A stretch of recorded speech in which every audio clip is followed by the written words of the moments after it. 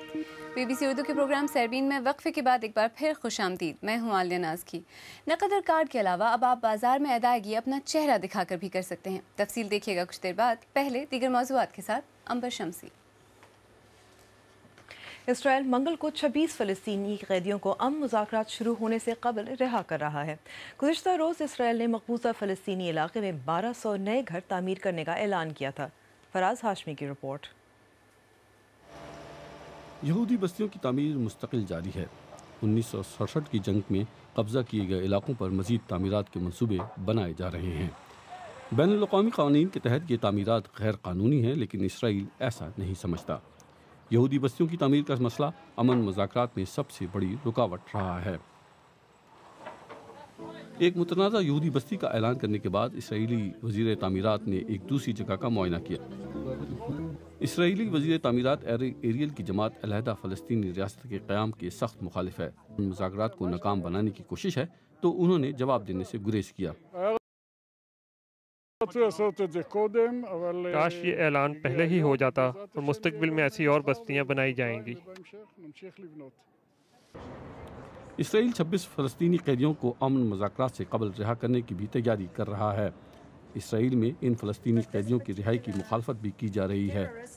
قیدیوں کی متوقع رہائی سے ان قیدیوں کے خاندانوں میں ملے جلے جذبات پائے جاتے ہیں. وہ اپنے پیاروں سے ملنے کی تیاریاں کر رہے ہیں، لیکن وہ ماضی کے تجربات کی وجہ سے زیادہ پر امید نہیں ہیں.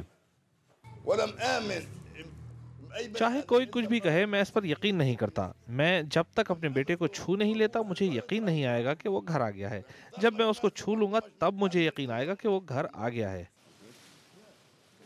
امریکہ کی طرف سے کئی ماہ کے مسلسل دباؤ کے بعد اسرائیل اور فلسطینی متوقع طور پر آئندہ ہفتے بیت المقدس اور صحرائی شہر جریکو میں مذاکرات کرنے والے ہیں، لیکن فلسطین میں امید کی بجائے غصہ پایا جاتا ہے.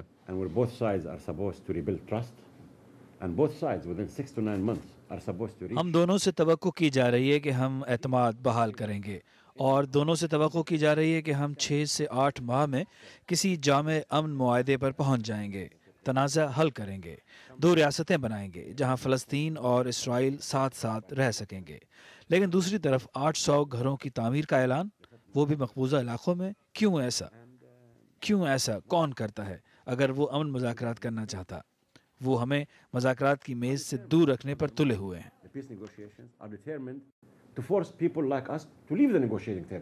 امن مذاکرات کا سلسلہ مقبوضہ علاقوں میں یہودی بستیوں کی تعمیر کی وجہ سے تعطل کا شکار تھا. فلسطینی رہنما محمود عباس نے کہا تھا کہ وہ اس وقت تک اسرائیل سے مذاکرات شروع نہیں کریں گے جب تک ان بستیوں کی تعمیر مستقل طور پر روک نہیں دی جاتی. لیکن گزشتہ چند ماہ میں امریکی وزیر خارجہ جان کیری سے مذاکرات کے بعد محمود عباس نے اپنا موقف تبدیل کیا اور مذاکرات کے لیے تیار ہوئے. فلسطینیوں کا خیال ہے کہ یہودی بستیوں کی مسلسل تعمیر ان کی مجوزہ آزاد ریاست کے قیام کو مشکل اور ناممکن بنانا ہے. اسرائیل اور فلسطینیوں کے درمیان مذاکرات کی کامیابی کے امکانات پہلے ہی زیادہ روشن نہیں تھے، جو نئی یہودی بستیوں کی تعمیر کے اعلان کے بعد اور بھی زیادہ تاریک ہو گئے ہیں. فراز ہاشمی، BBC نیوز.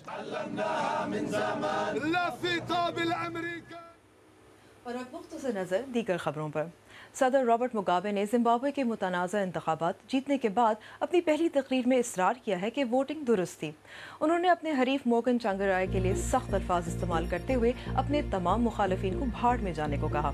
مسٹر چانگرائے نے نتائج کے خلاف عدالت عظمیٰ میں درخواست درج کی ہے. مصر میں ایک اعلیٰ سرکاری اہلکار نے BBC کو بتایا کہ حکام نے معزول صدر محمد مرسی کے حامیوں کو قاہرہ سے منتشر کرنے کا منصوبہ ملتوی کر دیا ہے. انہوں نے کہا کہ حکام کو امید تھی کہ دھرنے کو ختم کرنے کے مطالبے سے لوگ خود ہی چلے جائیں گے، مگر ان کی تعداد میں اضافہ ہوا ہے. سری لنکا میں مسلمان رہنماؤں نے دارالحکومت کولمبو میں ایک نئی مسجد پر بدھ بھکشیوں کی جانب سے حملے کے بعد اسے بند کر دیا ہے. اس حملے میں 5 افراد زخمی ہوئے تھے، جبکہ آس پاس کے گھروں کو نقصان پہنچا. انڈیا نے آج جنوبی ساحلی شہر کوچی میں ملک کے اندر ہی تیار کیے جانے والا اپنا پہلا طیارہ بردار بحری جہاز سمندر میں اتارا. اب سے پہلے تک طیارہ بردار بحری جنگی جہاز بنانے کی مہارت صرف امریکہ، روس، برطانیہ اور فرانس کے پاس تھی. دلی سے سہیل حلیم. لانچ سے لے کر بحریہ میں شمولیت تک کا سفر ابھی لمبا ہے. یہ بحری جنگی جہاز 4.5 سال میں بڑی حد تک ملک کے اندر ہی تیار کیا گیا ہے اور اس پروجیکٹ پر $5 ارب خرچ کیے جا رہے ہیں۔ گہرے سمندر میں بھارتی جنگی جہازوں کو فضائی حملوں سے محفوظ رکھنے کے لیے 260 میٹر لمبے اور 60 میٹر چوڑے اس ایئر کرافٹ کیریئر پر روسی ساخت کے MiG-29 طیارے موجود رہیں گے۔ وزیر دفاع AK اینٹنی کے مطابق یہ ابتدائی مرحلہ ہی صحیح، لیکن انڈیا کی فوجی صلاحیتوں اور تکنیکی مہارت کے فروغ کی راہ میں اہم پیش رفت ہے۔ ہماری بحریہ کو ہر وقت کسی بھی صورتحال سے نمٹنے کے لیے تیار رہنے کی ضرورت ہے تاکہ ہمارے خلاف کسی بھی کارروائی کو ناکام بنایا جا سکے۔ پوری قوم کے لیے یہ ایک تاریخ ساز دن ہے کیونکہ ہم نے اس پیمانے کے طیارہ بردار بحری جنگی جہاز بنانے کی صلاحیت حاصل کر لی ہے۔ لیکن یہ پروجیکٹ 3.5 سال کی تاخیر کا شکار ہے اور ابھی اس میں فوجی ساز و سامان نصب کیا جانا باقی ہے، جس کے بعد آزمائش کا مرحلہ شروع ہوگا۔ اسے 2018 کے اواخر تک ہی بحریہ کے سپرد کیے جانے کا امکان ہے۔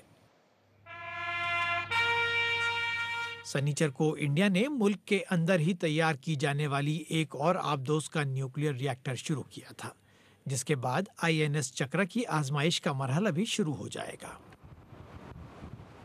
دفاعی تجزیہ نگاروں کے مطابق انڈیا چین کی فوجی طاقت کا مقابلہ کرنا چاہتا ہے، لیکن عام تاثر یہ ہے کہ اس اہم پیش رفت کے باوجود چین اور انڈیا کے فوجی توازن میں کوئی تبدیلی نہیں آئے گی۔ سہیل حلیم، BBC نیوز، دلی۔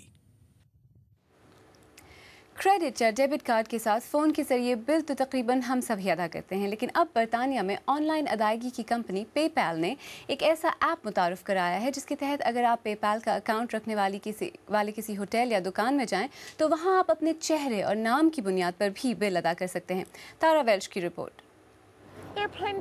آج کل خریداری کے لیے کریڈٹ یا ڈیبٹ کارڈ سے ادائیگی ہوتی ہے، کہیں نقد تو کہیں کانٹیکٹ لیس کارڈ، حتیٰ کہ موبائل فون بھی استعمال ہوتے ہیں۔ اب موبائل فون پر ہی ایک نئی ایپ سامنے آئی ہے جسے استعمال کرنے کے لیے صارف کو اسے اپنے بینک اکاؤنٹ سے منسلک کر کے اپنی ایک تصویر فراہم کرنا ہوگی۔ یہ دکان ان 12 میں سے ایک ہے جہاں اس نئے نظام کو آزمائشی طور پر استعمال کیا جا رہا ہے۔ یہاں آرڈر دینے سے پہلے خریدار کو ایپ کے ذریعے دکان میں چیک ان کرنا پڑتا ہے اور پھر آرڈر دیا جا سکتا ہے۔ بجائے نقد قیمت ادا کرنے کے اس ایپ کے ذریعے ادائیگی ہوتی ہے اور تصدیق کے لیے ایپ پر موجود خریدار کی تصویر استعمال کی جاتی ہے۔ Even for a really traditional business like ourselves, without, this cutting edge, ہماری طرح کے روایتی کاروبار ایسی ٹیکنالوجی کا استعمال نہ کریں تو ڈائناسور کے زمانے میں رہ جائیں گے۔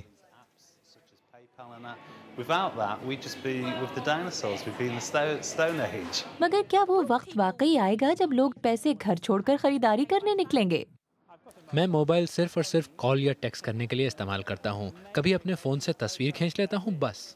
میرے خیال میں یہ تو بہت ہی اچھا نظام ہے، مگر ساتھ ہی خطرناک بھی، کیونکہ اب آپ بآسانی بے حساب خرچ کر سکتے ہیں۔ مجھے تو لگتا ہے کہ نقد یا کارڈ استعمال کرنا زیادہ محفوظ ہے۔ مگر اس اسکیم کو چلانے والی کمپنی پے پیل کا کہنا ہے کہ یہ طریقہ محفوظ ہے۔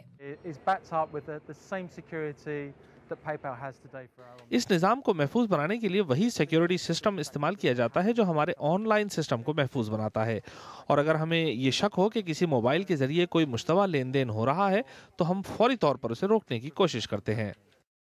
مگر ماہرین کہتے ہیں کہ ایسے کسی بھی نظام کے استعمال سے پہلے کمپنی کی شرائط و ضوابط کو اچھی طرح پڑھنا چاہیے۔ سب سے اہم سوال یہ ہے کہ ایسے نظام کے استعمال سے کوئی مالی نقصان ہو جائے تو اس کا بوجھ کس پر پڑے گا؟ اگر قصوروار کمپنی بھی ہو تو کیا صارف کو نقصان برداشت کرنا ہوگا؟ پے پیل کا کہنا ہے کہ مستقبل میں خریداری کے لیے اسی نظام کو استعمال کیا جائے گا، مگر فی الحال یہ صرف چند دکانوں تک محدود ہے اور ابھی وہ وقت دور ہے جب شاپنگ کے لیے نکلتے وقت بٹوا اور پیسے جیب میں نہ ہوں۔ آپ BBC اردو کا پروگرام سیربین دیکھ رہے ہیں۔ کچھ دیر بعد دیکھیے گا یہ پناہ گزینوں کی بستی کہ جس میں تجارت، کاروبار اور خرید و فروخت ساتھ ساتھ چلتے ہیں۔